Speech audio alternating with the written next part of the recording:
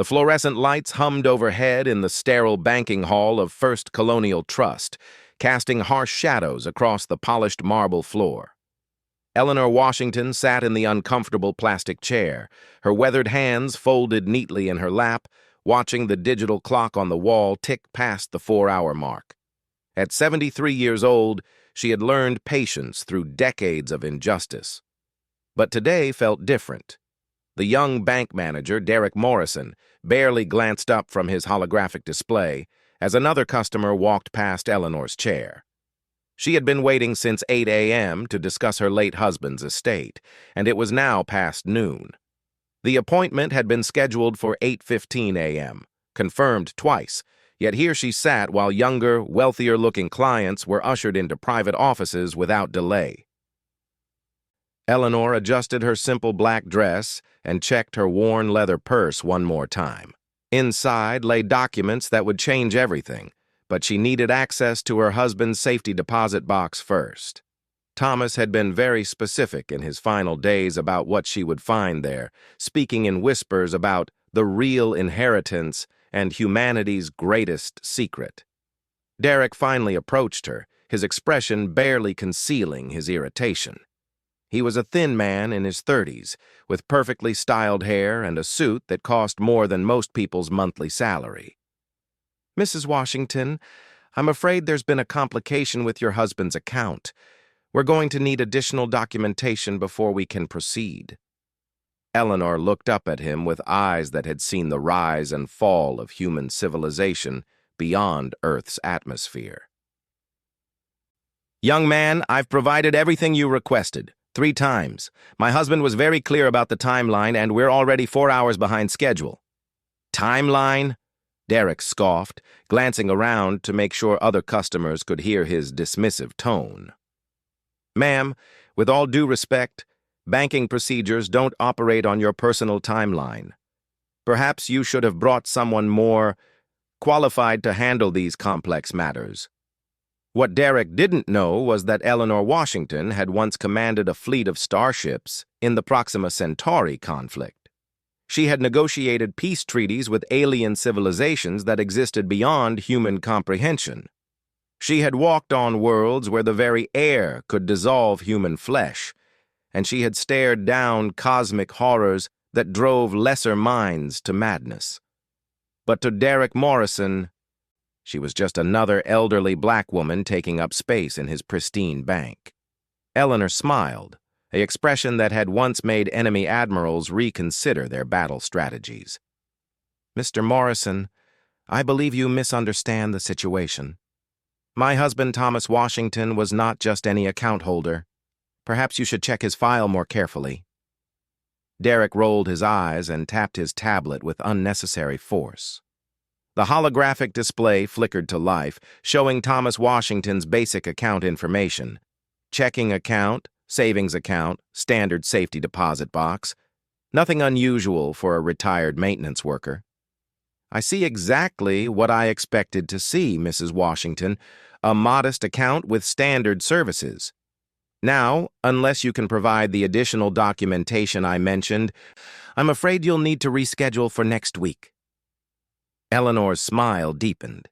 She had given humanity 40 years of her life, fighting in wars that couldn't be acknowledged, protecting a species that had forgotten her contributions the moment peace was declared. She had returned to Earth with Thomas, choosing a quiet life over the accolades she deserved, watching as humanity stumbled toward the stars with no memory of how they had survived their first contact with hostile alien forces. "Mr. Morrison, I want you to remember this moment very clearly," she said softly, her voice carrying an authority that made nearby customers pause in their conversations. "I want you to remember how you treated me today, because in about 10 minutes, your entire understanding of this bank, this planet, and your place in the universe is going to change." Derek laughed, but there was something in Eleanor's tone that made the sound catch in his throat. "Ma'am, I think you've been waiting too long. Maybe you should go home and rest." Eleanor stood slowly, her movements deliberate and precise. At 73, she still carried herself like the military commander she had once been. Rest? Young man, I haven't rested in 40 years. I've been waiting for this day since the covenant of silence expired at midnight last night. Before Derek could respond, the bank's main doors opened with a soft electronic chime. 3 figures entered, moving with the synchronized precision of a military unit. They wore expensive suits that couldn't quite hide the subtle bulge of advanced weaponry, and their eyes swept the room with the practiced efficiency of professional bodyguards. Behind them walked a woman in her 50s, her silver hair pulled back in an elegant bun, her bearing unmistakably that of someone accustomed to absolute authority. She wore a simple black suit, but the fabric seemed to shimmer slightly in the fluorescent light, suggesting technology far beyond current human manufacturing capabilities. Derek straightened instinctively, recognizing money and power even if he couldn't identify their source. "Can I help you?" he asked, his voice suddenly respectful.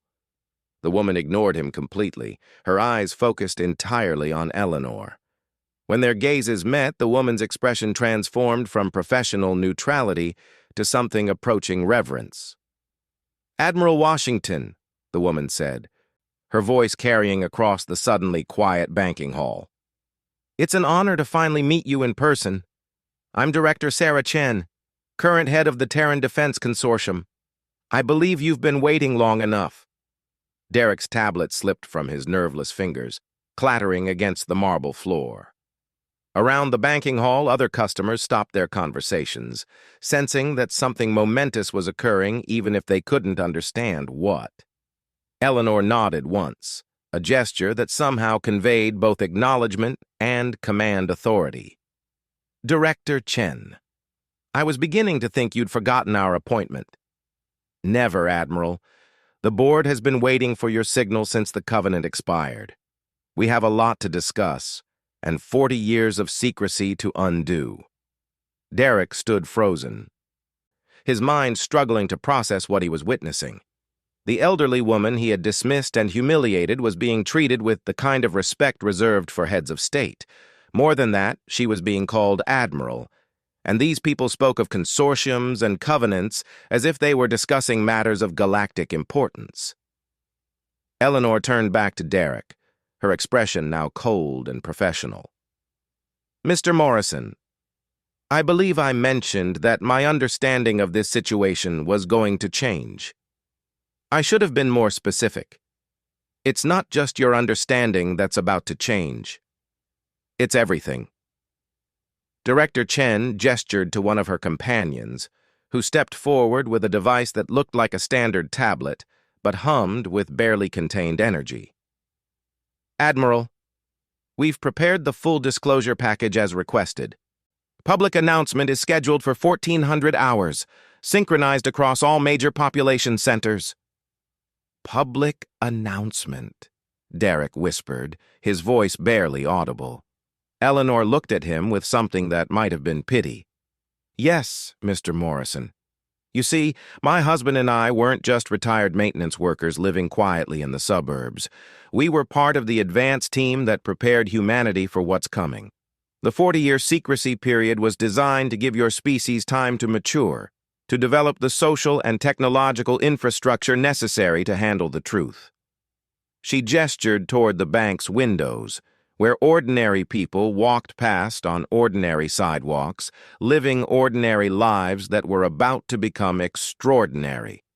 In 90 minutes, every person on this planet is going to learn that humanity is not alone in the universe.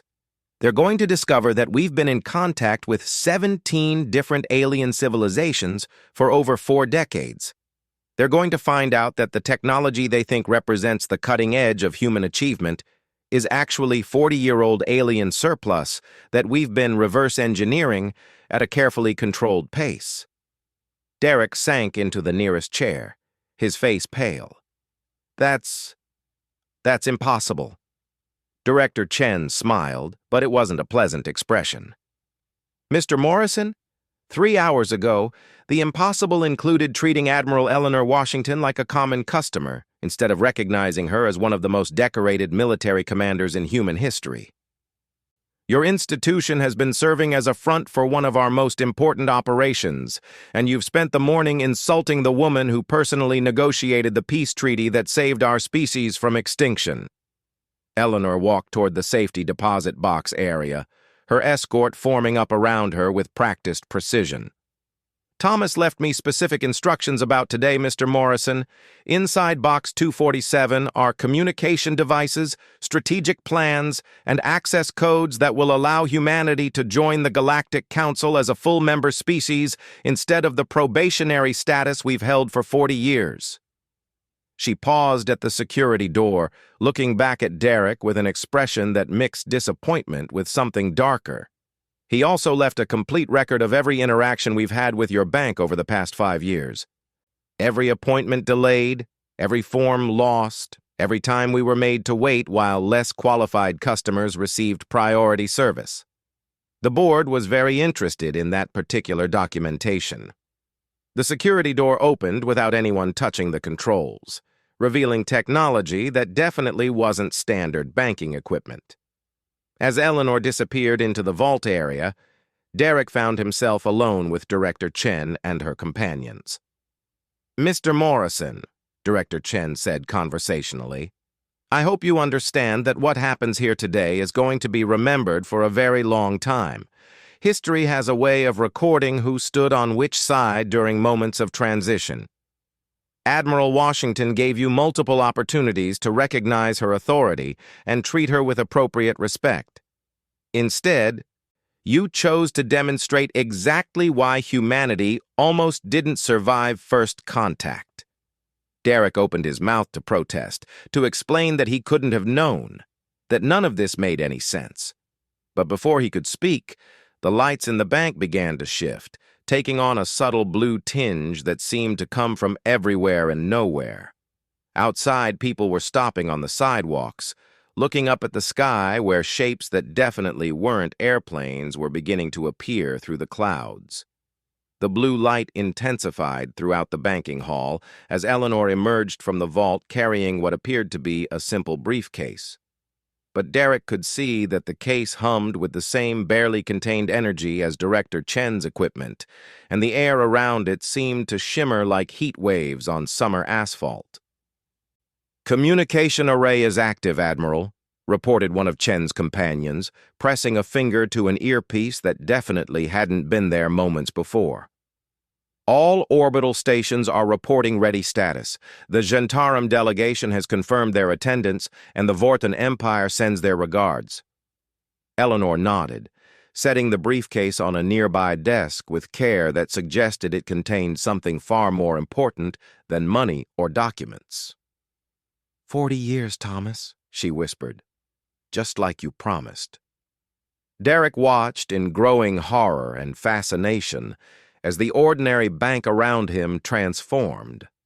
The holographic displays that had shown simple account information now flickered with star charts and what looked like tactical readouts. The security cameras rotated to track movement with an intelligence that seemed distinctly non-human. Even the marble floor beneath his feet felt different, as if it were conducting some form of energy he couldn't identify. "Mr. Morrison," Eleanor said without looking at him, "I want you to understand something very important. What you're witnessing isn't the beginning of something new. It's the end of something old. Humanity has been living in a carefully maintained bubble for 4 decades, protected from knowledge that could have destroyed us if we'd learned it too soon." She opened the briefcase with a soft hiss of escaping gases. Inside, nestled in what looked like liquid starlight, was a device that hurt to look at directly.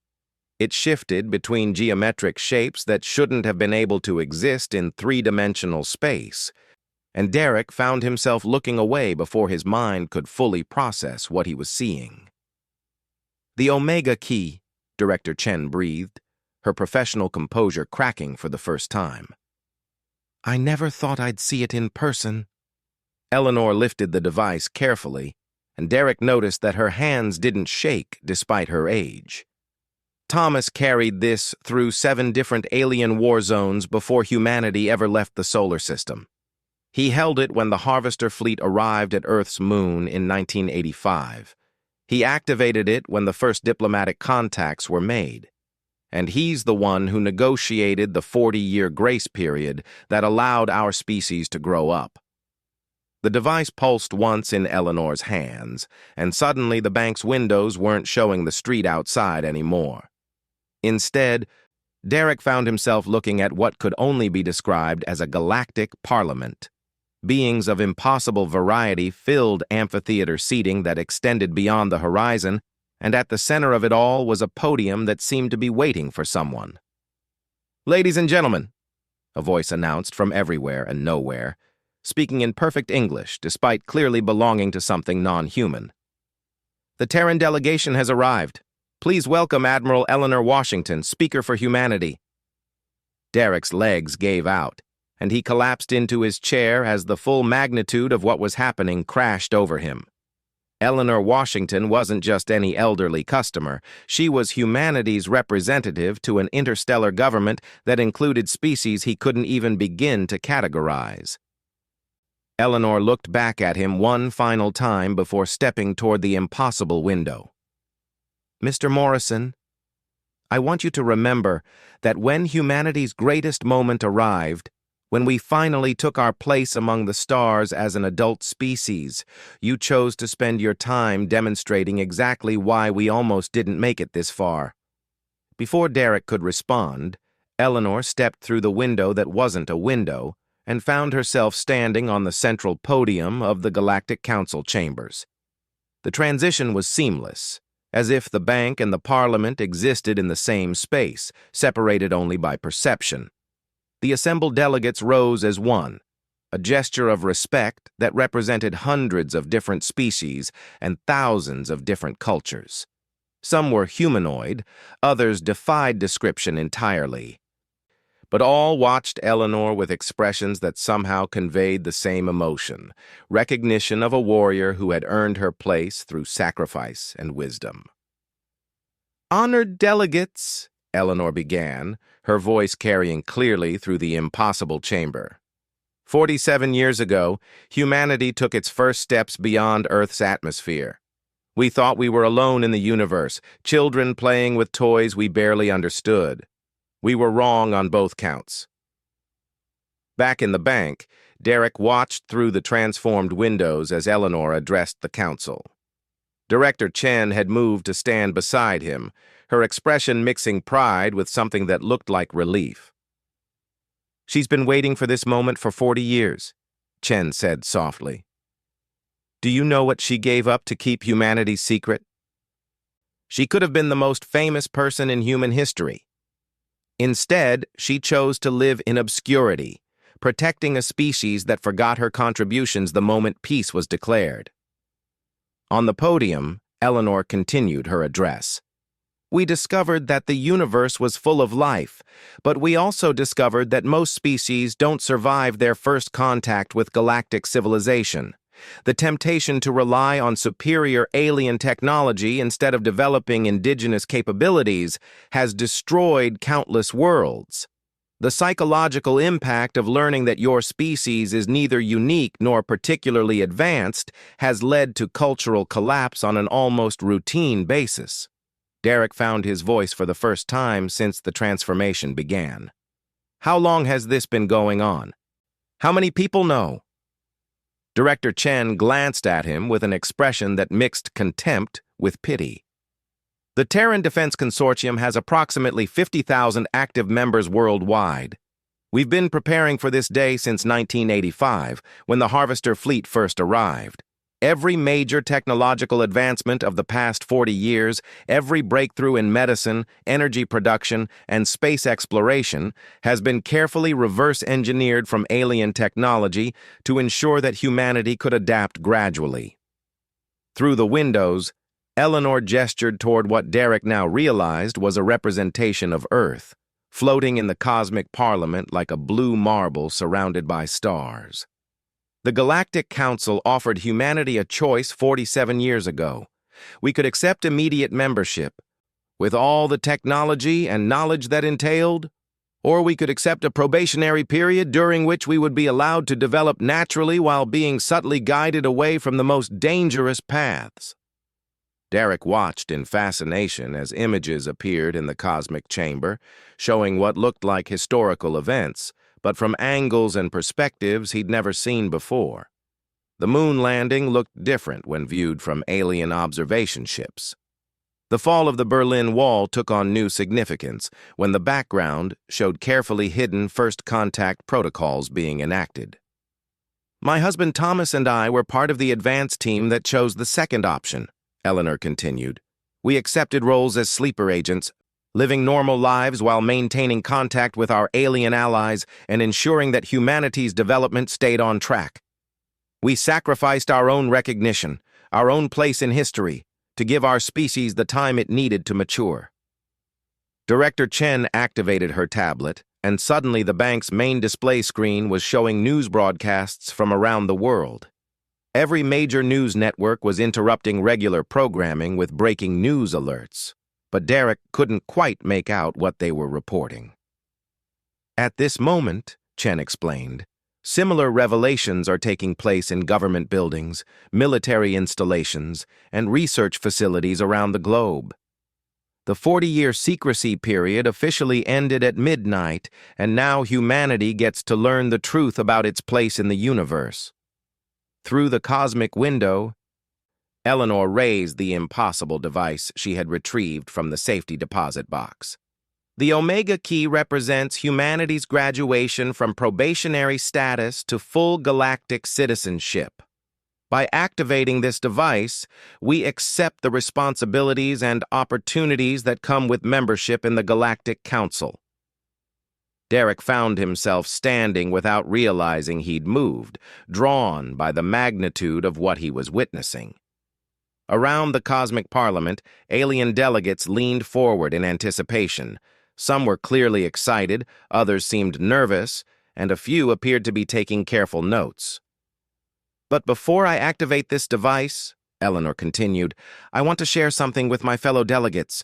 Humanity's greatest strength isn't our technology, our intelligence, or our adaptability. It's our capacity for growth. 47 years ago, we were a divided species, suspicious of each other and quick to violence. Today, we stand united in our desire to join the galactic community as responsible partners. Eleanor paused, looking directly through the impossible window at Derek. However, we still have work to do.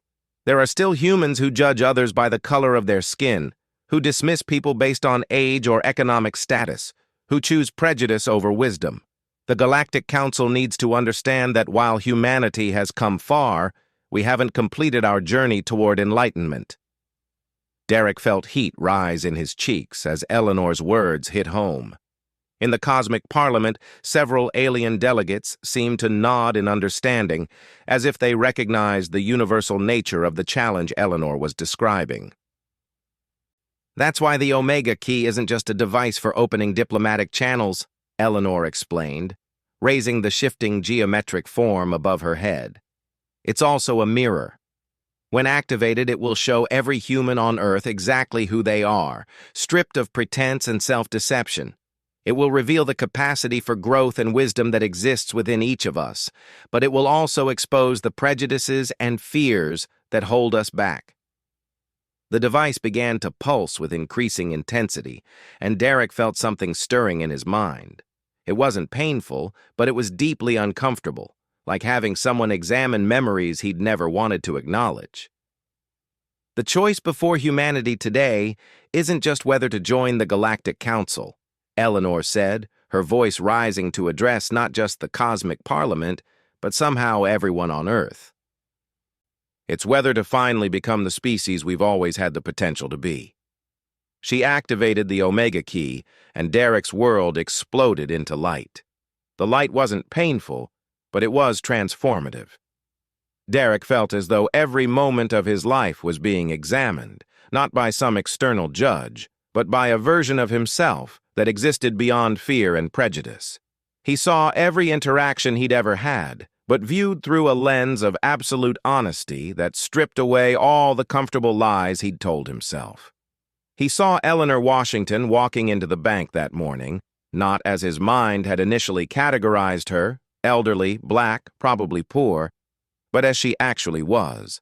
A woman who had literally saved his species from extinction, who had sacrificed her own recognition to give humanity time to grow, who had spent 40 years living in quiet dignity while lesser people like himself dismissed her contributions. The light expanded beyond the bank, beyond the city, beyond the planet itself.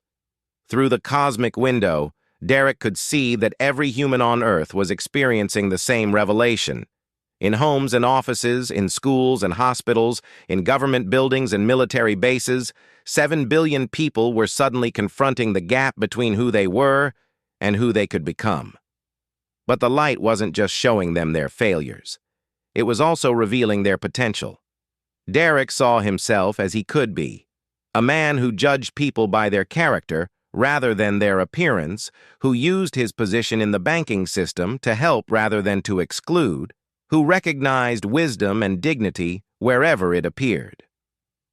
The vision was so clear, so achievable, that he wondered why he had ever chosen anything else. In the cosmic parliament, alien delegates watched with expressions ranging from fascination to concern as the transformation swept across humanity.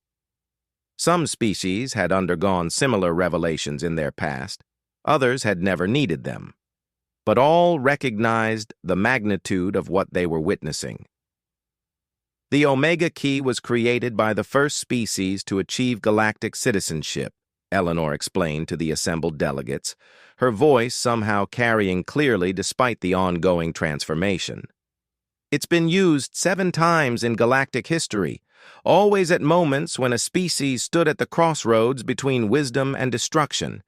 Every time, it has revealed the same truth, that the greatest barriers to advancement exist not in technology or resources, but in the unwillingness to see each other clearly. Through the bank windows, Derek could see the effects spreading through the city. People were stopping in the streets, not in confusion or fear, but in recognition. Old grudges were being set aside as individuals finally understood the petty nature of their conflicts. Long-standing prejudices dissolved as people saw past surface differences to the common humanity beneath. But it wasn't all gentle revelation. Some people, Derek realized, were struggling with what the light showed them. A few were actively fighting against the transformation, clinging to old patterns of thought that the Omega Key had revealed as hollow and destructive. Eleanor seemed to sense his observation. "Not everyone will accept what they see," she said, somehow speaking directly to Derek, despite addressing the Galactic Parliament. "Some humans will choose to retreat into denial rather than confront their own capacity for growth. That's why the Galactic Council needed to understand exactly what kind of species they were accepting as members." In the cosmic chamber, a being that looked like crystallized starlight rose from the delegate seating. When it spoke, its voice sounded like music played on instruments that didn't exist. "Speaker Washington, the Vorthan Empire wishes to know how humanity intends to address those who reject the revelation." Eleanor smiled, and Derek noticed that the expression carried no judgment, only determination. "The same way we've always addressed our greatest challenges, Delegate Sithara, with patience, with education, and with the understanding that growth is a process, not an event. Those who resist today may accept tomorrow, and those who never accept will find themselves increasingly isolated as the rest of humanity moves forward." Director Chen touched Derek's shoulder, drawing his attention back to the bank. "You felt it, didn't you? The choice?" Derek nodded, still processing what he had experienced. I saw who I could be, but also who I've been. The way I treated her, the way I treat everyone who doesn't fit my preconceptions. How do I even begin to make up for that?" "You begin by choosing differently from now on," Chen replied. "The Omega Key doesn't just reveal truth, it creates opportunity. Every human who experienced the revelation now has the chance to become their better self." Some will take that chance immediately, others will need time, and a few will refuse entirely. The Council is betting that enough of us will choose growth to make humanity worth saving.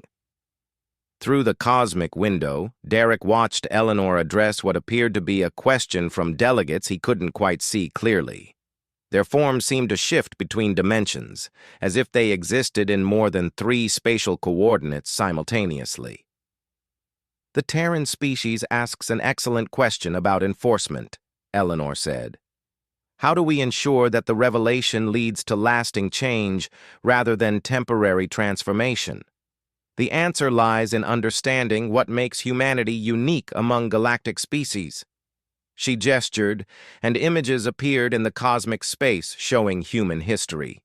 The rise and fall of civilizations, moments of great cruelty and extraordinary compassion, the slow but steady progress toward broader definitions of dignity and rights. Most species achieve galactic citizenship through gradual social evolution spread across millennia, Eleanor explained. They develop wisdom slowly, incorporating each lesson fully before moving to the next challenge. Humanity, however, has always been a species of dramatic leaps.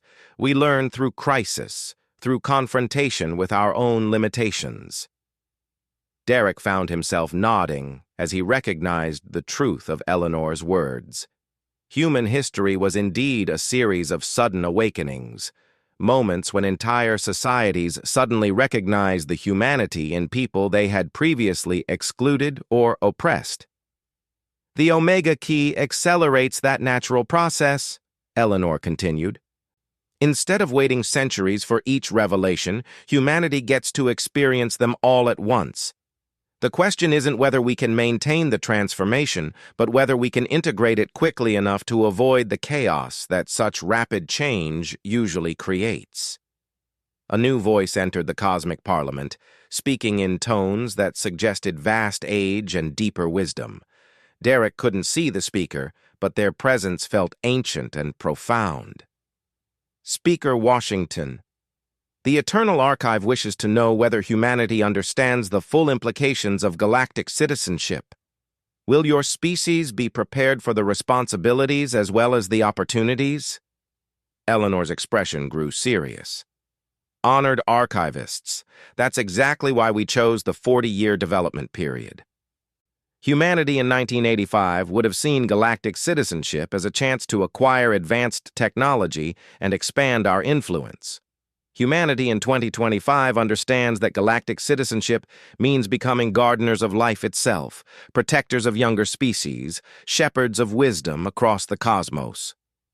She turned toward the bank window, making eye contact with Derek once more.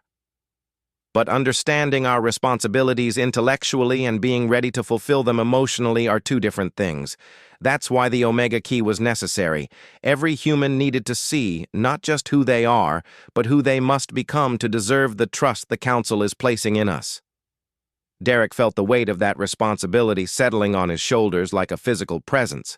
He thought about the customers he had served over the years, the snap judgments he had made, the opportunities for kindness he had missed because he was too focused on categories and classifications to see the individuals in front of him.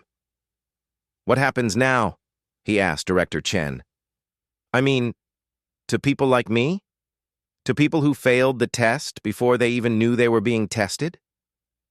Chen's expression softened slightly. That's the beautiful thing about the Omega Key, Mr. Morrison. It doesn't punish people for their past choices. It empowers them to make better future ones. You can't change how you treated Admiral Washington this morning, but you can choose to honor her example for the rest of your life. In the Cosmic Parliament, Eleanor was concluding her address. Honored delegates, humanity accepts full membership in the Galactic Council with gratitude, humility, and determination. We understand that we are no longer alone in the universe, but we also understand that being part of a galactic community means taking responsibility for more than just our own world. The Omega Key pulsed one final time, and Derek felt the last barriers in his mind crumble. He saw clearly now, not just his own potential for growth, but the interconnectedness of all conscious life. Humanity wasn't just joining a political organization. They were becoming part of something vast and wonderful and terrifying in its scope. The cosmic window began to fade, but before it disappeared entirely, Eleanor stepped back through it into the bank. She looked older somehow, as if the ceremony had taken something out of her, but also more peaceful than Derek had seen her all day. "Admiral," Derek said, rising from his chair with movements that felt steadier and more purposeful than anything he'd done in years. "I need to apologize for this morning. There's no excuse for how I treated you, and there's no way for me to make up for the disrespect I showed to someone who sacrificed so much for our species." Eleanor studied him for a long moment, then smiled. It was the first genuinely warm expression she'd shown him all day. "Mr. Morrison, apologies are useful, but actions matter more.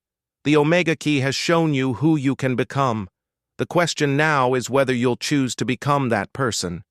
Derek nodded, feeling the weight of possibility and responsibility in equal measure.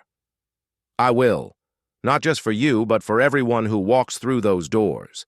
I understand now that every person carries their own story, their own struggles, their own potential for greatness."